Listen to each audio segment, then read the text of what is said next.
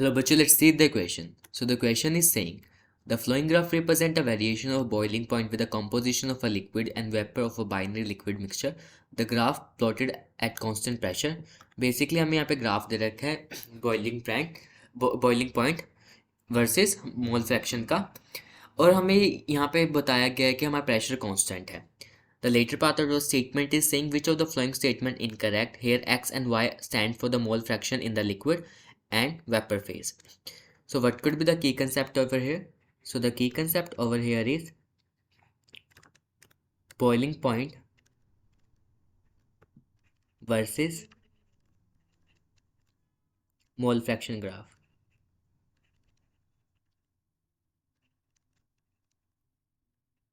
सबसे पहले हम यहाँ पे क्या करेंगे, we will deduce some like points over here. देखो ग्राफ के थ्रू अगर हम समझें तो boiling point of toluene T से रिप्रेजेंट कर रहा हूँ.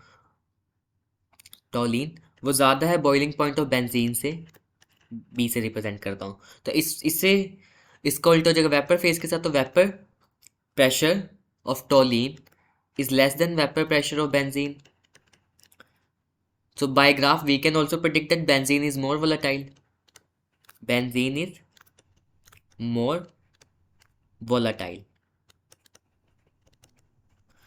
तो इससे एक और चीज़ हम लिख सकते हैं कि मोल फ्रैक्शन जो बेंजीन की होगी किसमें, लिक्विड स्टेट में, वो कम होगी मोल फ्रैक्शन जो होगी उसके गैशियस स्टेट में. देखो x दे रखा है mole fraction in liquid state and y in the vapour phase. So this is the thing that we gonna use in the further question. First में दे रखा है हमें एक्स बी मतलब mole fraction of benzene in what, in वो liquid में, तो that is X B. और वाई टी बेसिकली हमें दे रखा है टोलिन की वेपर फेज में ये 0.2 है, ये है 0.5. यहाँ से हम निकाल लेंगे वाई बी मतलब वेपर फेज में इसकी 0.8. तो यहाँ पे भी एक्स बी क्या है, छोटा है वाई बी से, मतलब वेपर फेज में ज़्यादा. तो ये हमारा फर्स्ट क्या हो जाएगा, सही हो जाएगा. Not talking about the second one. A हो गया. बी, बी में हमें दे रखा है कि जो टोलिन का हमारा लिक्विड में प्रेशर है वो है 0.3. तो यहाँ पे बेंजीन का हो जाएगा 0.7, और यहाँ पे दे रखा है वेपर फेज में बेंजीन का 0.6. तो ये गलत है. यहाँ पे क्या हो रहा है, एक्स बी हमारा ग्रेटर आ रहा है वाई बी से. So this is not possible. तो ये हमारा बी ऑप्शन क्या हो जाएगा, इनकरेक्ट हो जाएगा. सेम अगर सी की बात करें तो सी में हमें दे रखा है बेंजीन का कितना, 0.3. यहाँ से Y of white vapour phase में टोलिन का दे रखा है 0.4. तो बेंजीन का आ जाएगा यहाँ पे 0.6.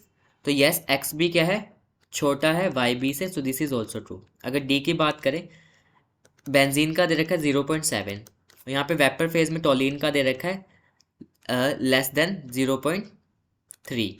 तो 0.3 से लेस दे रखा है. तो अगर वाई बी की बात करूँ वेपर फेज में, सो वो आ जाएगा ग्रेटर देन 0.7. और एक्स बी यहाँ पे फिर छोटा हो जाएगा क्योंकि वाई बी के 0.7 से बड़ा है, चाहे थोड़ा सा बड़ा बट बड़ा तो है ना. तो ये भी हमारी वाई बी से. तो यहाँ पे ये स्टेटमेंट भी ठीक है हमारी. सी बी और डी इनकरेक्ट पूछा है तो इस हिसाब से इनकरेक्ट हमारी हो जाएगी B. So we can write the answer as B.